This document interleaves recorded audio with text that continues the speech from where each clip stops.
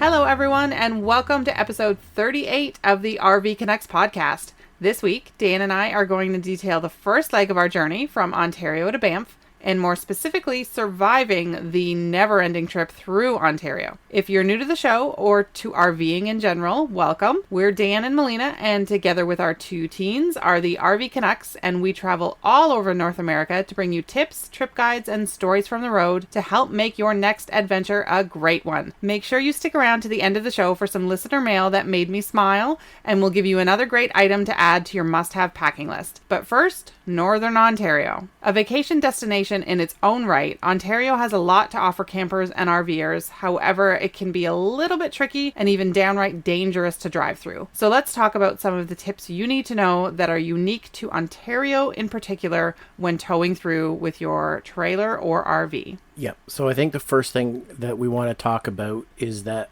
on the leg through Northern Ontario, and keep in mind we left from Oakville and we traveled all the way up through Thunder Bay and finally made it out of Ontario and landed in Winnipeg. When you make that drive, we would not advise driving late at night. You know, moose, deer, fatigue, other animals, they all play a role into it, and it can also be hard to find gas at the same time in a lot of these small towns. And we'll talk about this more as we talk through the podcast. I think the point we're trying to make is if you're the kind of family that has no problem doing the epic road trip through the night to drive from Ontario to Florida, this is not the drive from Ontario to Florida. This is going to take a lot more out of you, and you're not going to have the same facilities. For sure. So let's talk maybe on that note, gas, because gas and bathroom breaks, it's a little bit different when you're dealing with up north. Yeah, so in the past when we've talked about a lot of our road trips, many of them have been down through the United States. We've traveled the interstate system. You're on a divided highway. There's lots of signage for truck stops, rest stops.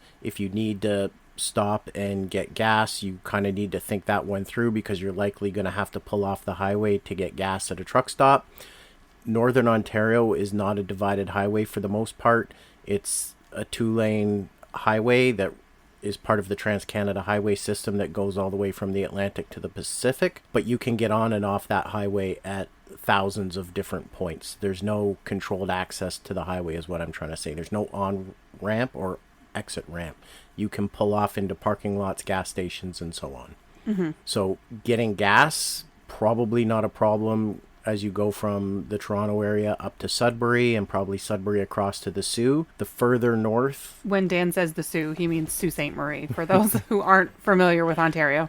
So as you travel north and west on this particular trip, you're going to find less and less gas available. And as you're traveling west, as we are out of the Sault, that's when I think you really need to pay attention to where the next gas stop is. That's a job that usually falls to me. I know exactly how far we can get on a tank of gas. I know how far the next 2 or 3 towns are, and I kind of plot those out in my head to make sure that we're going to get gas. And I generally tend to err on the side of caution. By the time we hit a half a tank of gas, I want to know that we're able to get the next tank of gas and where we're going to get it. Mm-hmm. I think probably the best tip is just kind of every time you stop, like if you're going to stop to let somebody use the washroom and there's a gas pump where you're stopped, just kind of gas up, even if it's only a quarter tank, and just assume there won't be services for a long time and you're never going to be in the situation where you have to use that emergency gas can strapped to the front of your trailer or call CAA or call a tow truck in the middle of the night or an area that will likely see you waiting for many hours to get help.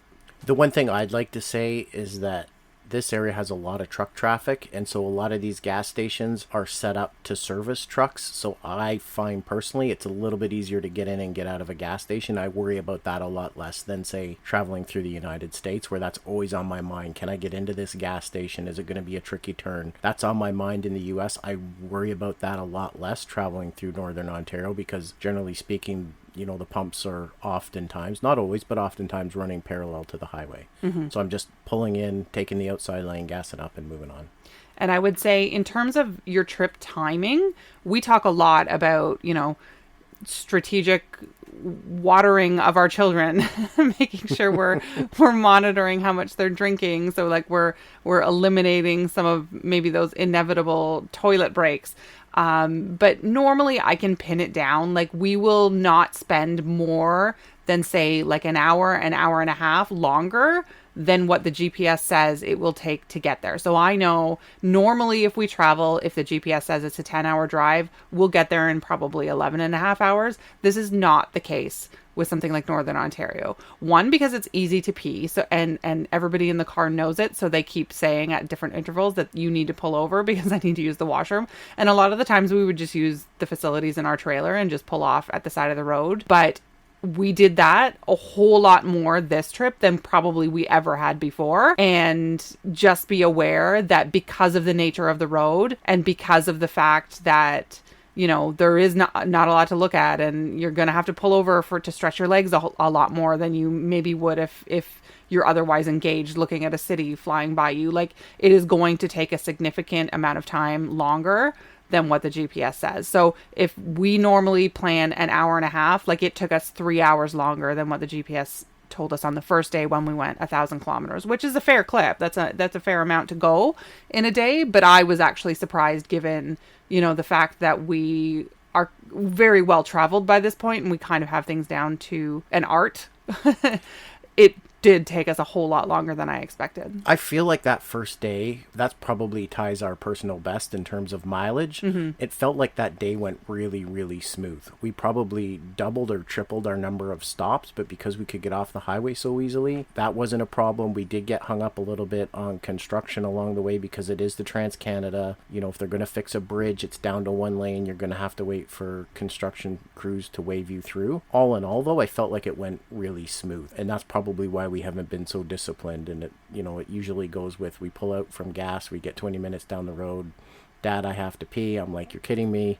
And then we find a spot in the next 45 minutes for somebody to use the washroom or stretch their legs. Mm-hmm. So I think probably like the turning point of the trip is usually if you can make it to the Soo, like whether you're coming from southwestern Ontario or whether you might be heading east, you know, from Manitoba or from further up in northern Ontario. I think the Soo is probably, or Sault Ste. Marie is probably a great place to stop, either to refresh yourself, to take a break, to have an overnight. So we wanted to talk a little bit about some of the amenities in Sault Ste. Marie when you're traveling through that you might want to see. Yeah, so there's at least one good opportunity to boondock in the Soo, and that's at the Walmart. Mm-hmm. Now, we didn't stay at the Walmart ourselves. We pushed on about another 300 kilometers to do our boondock, but as we drove through Walmart or past the Walmart, you did a quick count to see that there was people in there for the evening, and there was.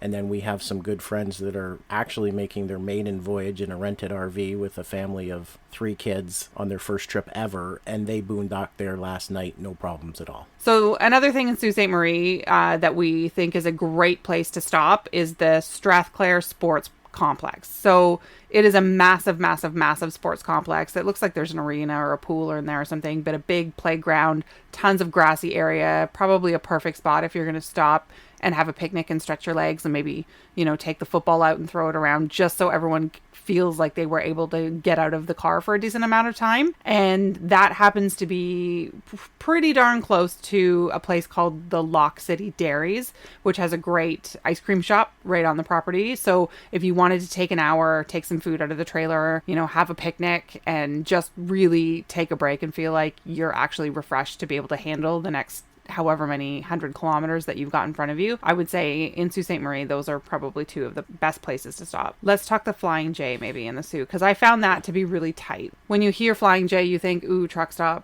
it's going to be huge. And this one was a little bit tight for us.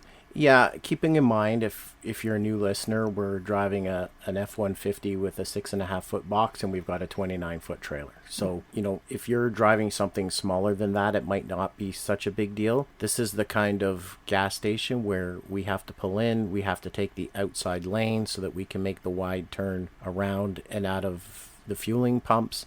And fortunately for us, there was nobody parked in front of the store, so that made that turn a little bit easier. But I'd just be a little bit cautious because I talked about it before. Most places have the pumps run parallel to the highway. These pumps run perpendicular to the highway. So it was a little bit tight. I suppose we'd probably do it again if we had to, but if we had another option, we'd probably go with that as well. Mm-hmm.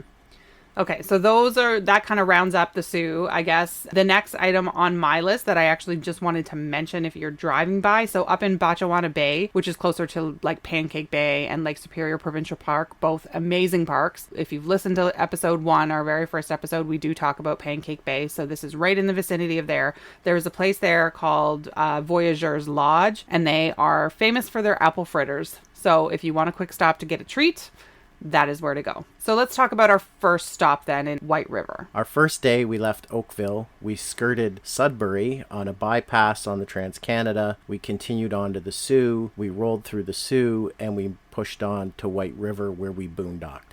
I really don't remember where I found out that White River had boondocking services, but we probably pulled into one of our best boondocking experiences, and it's at the White River Tourist Information Center. And if you Google it, it may come up as the White River Unofficial Cyclists Campground, because one of the things we've come to realize is there was a lot of people cycling across North America, and so they camp there as well for free. So when we pulled in, it's a great loop design. There's a traditional tourist information booth, a playground for kids, and we pulled in there, and I think that night we counted 7 different families and trailers and motorhomes. And I mean big fifth wheels. There was even one fellow with a crew cab pickup truck, a big fifth wheel, and he was towing a boat. So we pulled in there. Great experience. It actually has a free dumping station to dump your tanks. We didn't use it, but it's there. And then very close to A&W, Esso, Robbins Donuts to get coffee, snacks, and all that kind of stuff. Yeah, there was actually a really great little pub and grill right across the road. What time did we get there? In the evening, and we were one of the last 2 to get a spot. Like probably 8 o'clock we rolled in, and somebody else rolled in maybe about 9 just before it got dark, and the rest of the parking lot was full. But we parked and we went over across the street to the little pub and grill, and I forget the name now, but all of the food was fantastic. We had everything from nachos to pizza to I don't remember what. Everybody got something different, and it was all fantastic. I think there was Isla got chicken fingers, Fiona got fettuccine Alfredo. Right, yeah. Nachos, potato skins. It was all really so good. Yes, we got the last spot, but there was another gravel lot just adjacent to the Esso that had more room for more trailers.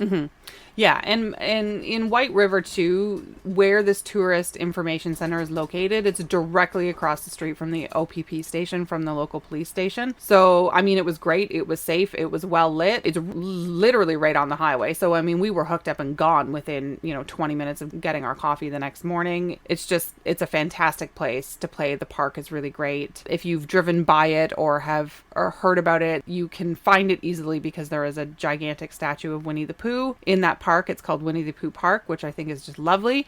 And for those of you who follow us on Instagram, you can read my post about Winnie the Pooh, because Winnie the Pooh is actually Canadian. Long story short, he was bought in White River by a soldier coming from Winnipeg, bound for England in World War I, and he purchased a live black bear from a hunter for $20 and took him to England, and that bear became the mascot of his regiment. And when he found out that he was going to the front, he gave the bear to the London Zoo, and we all know the story from there. That's where the writer A.A. Milne took his son Christopher, and they fell in love with Winnie, and so a star is born. So I just thought that was a really neat little history that they've paid homage to Winnie the Pooh there, but fantastic place to stay. I think one thing about White River, it had a great, essentially family-run bar and grill.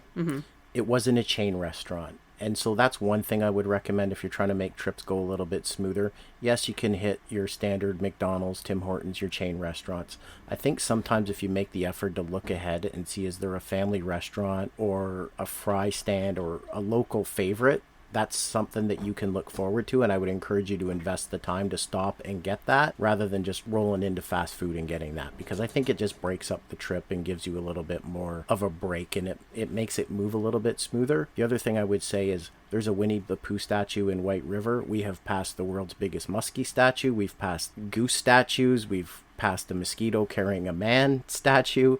What I'm trying to drive at with all these statues is chances are somebody has built them to attract you to stop, and chances are there's a good spot to park your trailer near there. So keep an eye out for the world's biggest this or that, because it's probably a good spot to stop and stretch your legs.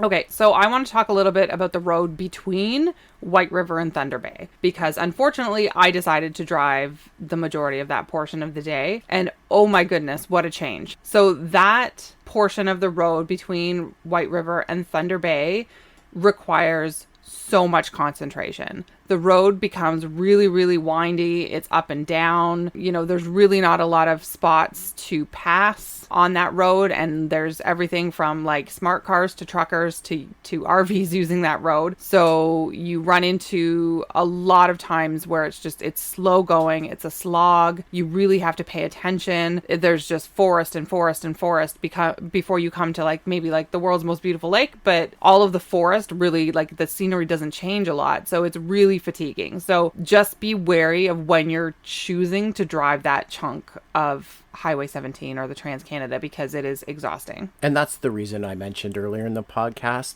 it's not something that you want to do to drive right through the night. You know, you might not find gas at 3 o'clock in the morning, but set that aside. It's really not a great drive to do when you're tired, or maybe you're the only person in the vehicle that's awake. So, hey, probably good to just pull over and get some sleep, which I know most of you will do. So let's talk pullovers then, because there were a lot of pullovers, but not a lot that we could take advantage of. So maybe explain that. Yeah, so I've worked a lot in Northern Ontario, and snow removal is big business up there. Highways are big business because that's how you get places. And one of the features that they have in Northern Ontario that you're not going to find in Southern Ontario is snowplow turnarounds. And essentially what it is it's an area of the highway that's been widened, not quite a rest stop. It's really just a pull-out. A pull-out, a medium-sized parking lot where a snowplow can make a wide turn and turn around and go back down the other way. They're wide enough to pull your trailer in and take a break, and sometimes they're actually advertised as that. There'll be a no parking sign, but you will find a garbage can. As you approach these pullouts, the challenge with them is they're not consistently signed. I have seen them use green signs with a garbage can. I've seen them use blue signs with a garbage can. I've seen them just pop out of nowhere. So you really have to have your eyes paying attention for one of those. But it feels like you pass one, like every 20, 30 minutes maybe? Probably, yeah. And one of the things I would say is, you know, we talk a lot about using Google Maps satellite view if we're not sure if we can get into somewhere, or how far it's going to be to a gas station, and if that gas station's pumps are facing the right way, and if we can get in or out. The problem with Northern Ontario is you go through huge chunks of sections where you have literally no service. So you can't use that option to say, oh, it looks like there's a pullout in 5 kilometers. It doesn't exist. So yeah, you really kind of have to beware. There was one pullout that we chose to use that we had to exit into very quickly. And unfortunately, you are always going to get people who follow you so close behind that you don't even know they're there. And that's another risk that you're taking as well. Like if you slam on the brakes and, you know, put on your 4-ways or whatever and try to get over into this pullout before it disappears, chances are somebody might be following you a little too close behind. And that's going to create a problem in the middle of nowhere where you don't want it either. And on the same vein, I would talk about picnic areas. So there are legitimately signed picnic areas ever so often, which is great. I love that the government does it. There are some that do say cars only or no trailer, but there are others that are silent on the matter. And having checked each and every one of them as we drove by, there are some that you have no business being in if your trailer is, say, more than 20 feet. So you really kind of have to watch for those as well and see if you can see kind of the access and egress points to see if your trailer would fit. That being said, Dixie Lake was one. If you pass Dixie Lake, which is right after Kakabeka Falls, there is a fantastic picnic area. You know, maybe if you wanted to have an early lunch or something, it's a great place to stop. They have clean bathrooms, and RVs of all sizes will fit. You might wonder why we're hammering away at picnic areas, rest stops, and pullouts so much. If you're not familiar with traveling through Northern Ontario, you have to understand that the minimum distance between 2 significant villages, and a significant village being like 600 people, the minimum distance is 100 kilometers. Not uncommon to be 180 to 200 kilometers to the next spot. So these things become really important, because if somebody needs to use the washroom, chances are they can't hold it 150 kilometers, or you need to pull over and check something, or you want to grab a snack. You're not going to make it that distance. That's why these are so important. We chatted at dinner tonight, and we kind of wish we'd been making better notes of which ones you could get a trailer in and out of as we went. I feel like I remember this as a kid when times were great, and there were never any problems, but it felt like there was more of them and they were better signed. But maybe that's because I was 11 years old in the back seat and didn't know any better. I think maybe on the way back we need to start a checklist or something where we can kind of make a guide or something. I don't know. Okay, so the second day we only went as far as Thunder Bay, and one of the reasons was because it was Isla's birthday and she didn't want to spend, another 13 hours in the car, and fair enough. So we decided to have a relatively easy, if not mentally fatiguing, 4.5-hour drive from White River to Thunder Bay. And we opted to stay just outside of Thunder Bay at a place called the Happy Land RV Park, which was right on the highway. I would say it is clean. It has definitely been there since the beginning of time. It is old, but well maintained, and similar to the vein of when we talk about the KOA in Niagara Falls. It's you can tell that it's of a certain vintage, but it is well maintained, and it is clean, and it is a great place to stay for an overnight or two. And I do all the check-ins. This was a really quick check-in. This was 30-second check-in. They were ready for us. Everything was set. Went down to our site, unhitched, leveled, and set up. And I think almost all the trailer sites were pull-throughs, which was great. We wouldn't even have normally unhooked probably because we were only there for the night, but we were going back into Thunder Bay. But really nice. All of the sites are in kind of a pine grove, so you have the soft pine needles on the ground. There was a small soccer field right in front of where our trailer was. There was a pool that the girls used, a park, traditional teeter-totters. You don't see those anymore. Even Dan and I took a turn on the teeter-totter, and one of those vomit comets, what do you call them? The little carousel wheels that you spin around on until you don't feel well. So, there was enough to keep you busy for an overnight and just a great place to stop. Yeah, the girls had the pool to themselves, so they burned off lots of energy. So I definitely use that spot again if we needed to pull over. Other thing I jump in here too and say is because we're recording this during COVID times and there are still restrictions here, I think a couple of the places that we've stopped have only taken self-contained units where you have your own washroom on board because they've closed their washrooms because of COVID. So, if you're a tenter or you're a pop-up person, I guess if you're a pop-up, you'd have to bring a potty, but unless you have a washroom, they won't accept you as a reservation. Right, good point. So initially when we were doing our trip planning, we had decided that we wanted to stay at Fort William. There is an RV park right at the fort. Unfortunately, at the time that we booked, it was closed because of COVID and they weren't sure when it was going to reopen. So we booked at Happy Land RV Park. I'm super glad we did because I think it was the far superior choice once we rolled up to the fort. I mean, it can handle big rigs, it can handle buses, it's fully serviced, but there is not a tree to be found. They have basically just leveled a field and put in sites, which is great if you're visiting, this great historical landmark and spending your time there, and it's right on the river, but it is not shady at all. And it's basically just a big open field with a bunch of hookups, which is fine. It's cheap. You can sign in after hours. I saw an after hours sign in when we walked through the door there. So also great if you're going for the purpose of visiting the fort and maybe a quick overnight, but not certainly I wouldn't spend a week there. No, I think probably the campground that they're developing is being set up for, festivals and things like that. Yeah. Would I stay there?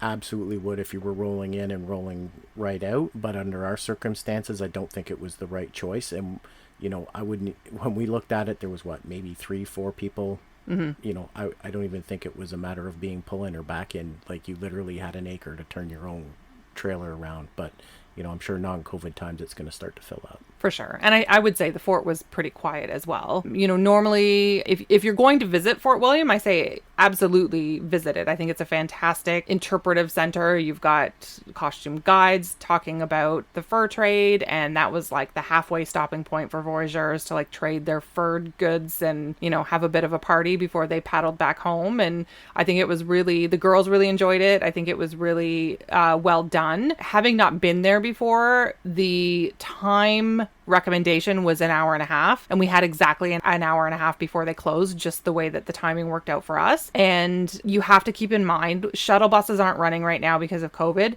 so it literally took us probably 15 minutes to walk from the administration building where you kind of sign in to the actual fort, which is really cool. You go through a ferned forest and it feels like you're literally walking back in time, and then you arrive at this indigenous village and then go inside the fort and find out all about it. It's really well done that way. But had I known that it took that long to walk there and walk back, and we had to be out by 5.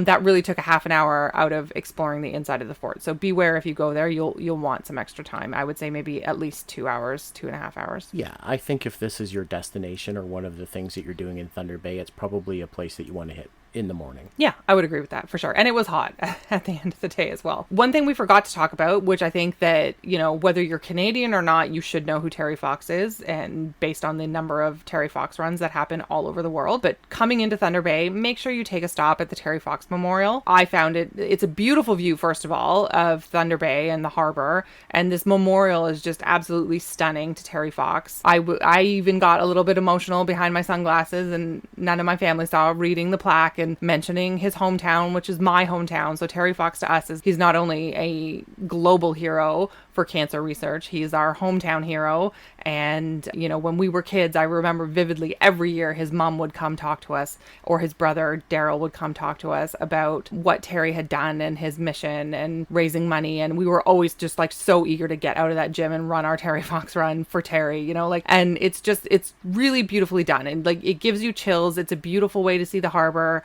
and just, pay homage to a great Canadian. So I did this trip all the way out to Saskatoon about 20 years ago when my mom moved out west, and we were just driving in a car, staying at hotels. And I remember stopping at that monument, and it was really well done then. I could see the effort and the improvements that they've made to it since. The landscaping is just impeccable. All the facilities are impeccable. So, from a logistical standpoint, absolutely no problem pulling a big rig in there and getting out to spend a few minutes. And if you've got kids who've all done the Terry Fox run, I'm willing to bet you they've all been taught it in grade school. This is where you get to show kids what it really is. This is where he had to end his run. So I find that this is one of many things that we've been able to show the girls of this is actually what something looks like. And in this case, this is as close as I think we can get to showing them Terry Fox. Yeah, absolutely. So the last note on Thunder Bay is we have to talk about Persians. Everybody who knows anything about Thunder Bay knows about Persians and the Persian Man or Nucci's Bakery. There's a number of places that make these treats that are authentic to Thunder Bay called Persians. And essentially what it is, it's kind of a cross between a cinnamon bun and a donut, but it has this really, really unique icing on it that nobody can decide whether it's, strawberry or cherry. It's some kind of berry, but the way that the two flavors come together, it is legendary. And they are sold everywhere. Dan and I both heard in that week several times people saying, oh, when you go through Thunder Bay, you have to get the Persians. You have to go to the Persian Man. Note, though, on the weekends, they do close very early. Unfortunately, we missed out on our Persians this time, but we have full plans on our way back, plan around it and stop. Unfortunately for us, that was supposed to be Isla's birthday treat, so we had to kind of pivot and we had to go to the grocery store and buy her a cake, which luckily she's a very kind heart and was very happy with, but we had to miss the Persians because they closed at 4 and it just wasn't going to work with our time. So we have it marked on the calendar to make sure we're timed right when we come back through Thunder Bay to get them. Did you want to talk a little bit about Kakabeka Falls as well? Yeah, I would say Kakabeka is like 25 minutes from Thunder Bay proper, and it was like 5 minutes from Happy Land RV Park where we stayed. So we planned to visit it, even though it was only 5 minutes from the gates of where we were staying, because one, it's a really beautiful set of falls. It does not take long to visit. And with our seasonal Ontario Parks Pass, it didn't cost us anything. I would say either direction, it's a good place to stop.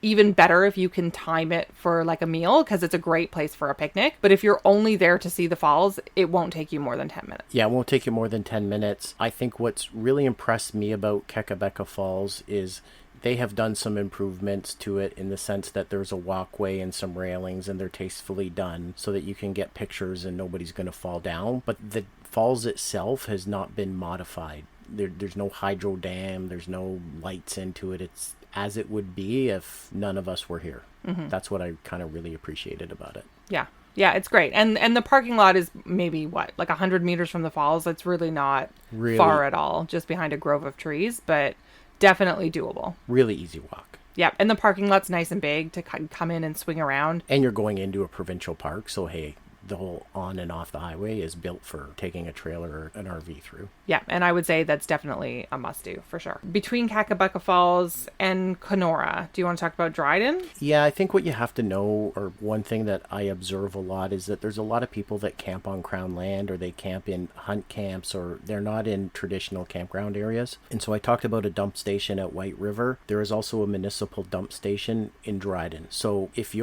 even if you're not going all the way across Canada, you're not going all the way into the prairies, if you're just traveling that area or camping in the backcountry, there are spots where you can dump your trailer, your black tank, pretty easily, and we saw that right from the highway. So just keep that in the back of your mind. If you're boondocking and you need to dump your tanks at some point, you can do that in Dryden. And I will reference again the apps that we use. So sanidumps.com is one that shows a lot. They're actually probably the best for finding sanitary dumps, but if you look it up there, Dryden, it will give you the GPS coordinates. It will tell you exactly where it is, where to turn to get there. It is free. They will list if something is paid or free. It's a free website. Just go ahead and search on it and you'll usually find something coming up. RV Parky is another one that we use that has it, but Sandy Dumps I find is like, if you're looking specifically for dump stations, they are the most thorough guide, so go give that a look. Driving to Kenora, I would say between Thunder Bay and Kenora, the highway definitely takes a shift again. It's not as taxing to drive. You have a couple of spots where it's a divided highway, 2 lanes either direction, which is like luxurious by that point. You can travel a little bit faster than you normally would. I mean, that entire stretch of highway is max 90 the whole way, and a lot of the times max 90 is all you can safely do. You might be able to add a couple of kilometers an hour here or there, but in that stretch you can kind of put the pedal to the metal a little bit, make up some time, and it's not as taxing. Yep, absolutely. I was the one who picked us going into Kenora to take a look because I've heard about it. I've also been through there 20 years ago as well, and I feel like looking around that this place is about to become the next Muskoka for people from Winnipeg. I'm pretty sure it already is considered they don't call it cottage country because that's Muskoka. They call it cabin country or something, cabin country of the north or whatever. But there is a gigantic fish. There, Husky the Muskie is in Kenora. So if you have a moment, we did not. And Husky the Muskie is located right on the waterfront. It's a cool picture, don't get me wrong. But because of its location, if you are traveling with a larger trailer, it's going to be really hard for you to find somewhere to stop. It's like as soon as you get spit out of a roundabout, it's right there. So there's not it would take some planning to actually stop and get your picture taken in front of Husky. So I would say that's the one place where maybe trailers aren't so welcome or easy to maneuver, but it was a little more difficult. So we waved at Husky and we drove on by. One thing about Kenora I will mention, they do have a Dairy Queen, a great little vintage walk-up style Dairy Queen, and we were all jonesing for some ice cream, so we all wanted to stop. However, the parking lot is fairly small. You can probably temporarily stop at the side of the road with your 4-ways on, but you are blocking a bike lane. And as Dan mentioned earlier, given how many people bike across that highway, you probably don't want to be blocking the bike lane. However, we did choose to gas up maybe 15 minutes down the road in Lake of the Woods. There's an Esso station there and kind of a country market, and they have the most fantastic scoop ice cream. I forget what brand it was, but man, it was amazing, and like super huge portions for $3.25 scoop of ice cream. So that is your place to stop for ice cream, is just a little bit west of Kenora on your way out. One final note I will make about Kenora, because it is cottage country for people from Winnipeg, and we got this advice from one of my colleagues who lives in Winnipeg, is that you need to get through Kenora before 5 p.m. or you are going to be stuck in 1-lane traffic, cottage country traffic going west. And I would say the same if you're coming east. You kind of need, don't come through Friday after work, or you're going to be sitting in traffic until at least Kenora, which is 2.5 hours from Winnipeg. So avoid that if all possible. Yeah, I think you covered it pretty well. Couple cool things I saw, float planes, one tied up at the docks and one taxiing in, so that's kind of cool, especially if you've got kids. I mean, how often do you see a float plane? We saw a bald eagle. Oh, we saw a bald eagle too. That was cool. The other thing I would say is I'd strongly endorse the black cherry ice cream cone that we got that day. It's Dan approved. No idea who makes it, so obviously I'm not compensated for my endorsement, but that's the first black cherry ice cream cone I've ever had, and I was really pushing my comfort level, and I really enjoyed it. I'd get another one. Good. Because I sent them in there for strawberry or chocolate. Well, they didn't have strawberry, so I chose black cherry. I'm glad you liked it. It was good. Good. So that's pretty much it. That's the stretch until you get into Manitoba, really. And the road from the Ontario border to Manitoba is pretty easy. It's fairly easy to pull over at the Manitoba sign. If you want to take a photo there's enough room at the side of the highway that you can do that, but it's kind of uneventful. Like, you kind of sense a shift in the road signage that you're in a different province, but the road certainly widens up and it becomes a little bit easier. Yeah, it's around about that stage that God got out his leveled and straightened out the roads and flattened out the hills, and it got to be a little bit easier to drive. And keep an eye, it's COVID times. I don't know if their visitor center is going to be open, so I'd probably check ahead for that.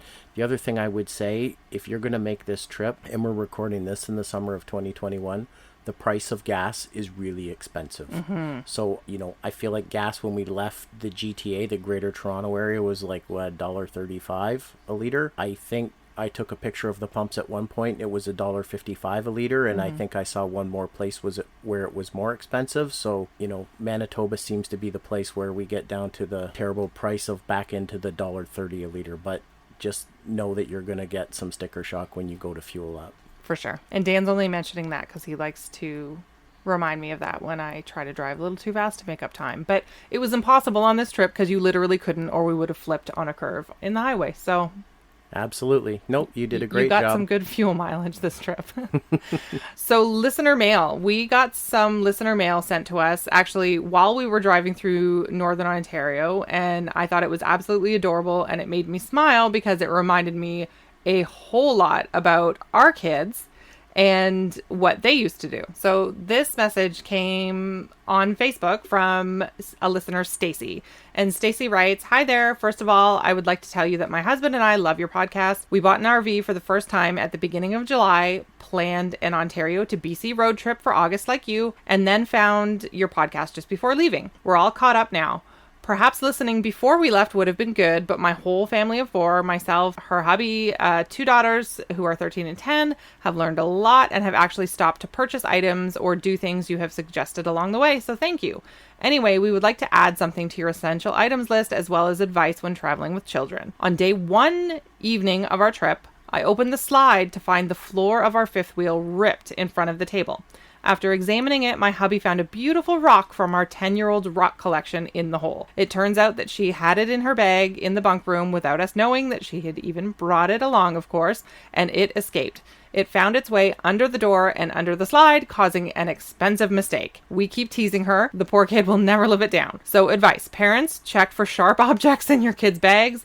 An object to add to the list, which is what they used to fix this problem temporarily at least, was duct tape. We got some camo duct tape that is surprisingly close to the color of our floor, and on we went. We are now continuing our travels, trying to ignore the repair bill that is awaiting us when we get home. Take care and enjoy your trip. So far we are. So thank you, Stacy, for sending that message. I laughed and laughed when I heard it, not because you have an expensive repair, but because our kids both had insane rock collections, and Dan just had to lay down the law at one point that they were allowed to bring 1 rock home from every place we visited. Otherwise, it would just literally be, I would open up my laundry machine and there would just be rocks that were in pockets that nobody found, and like rocks everywhere. So I totally get it. I understand little kids want to collect these beautiful rocks, and I love it. But I love that they can face adversity with humor and just kind of keep trucking on, because that's what you do in the RV world.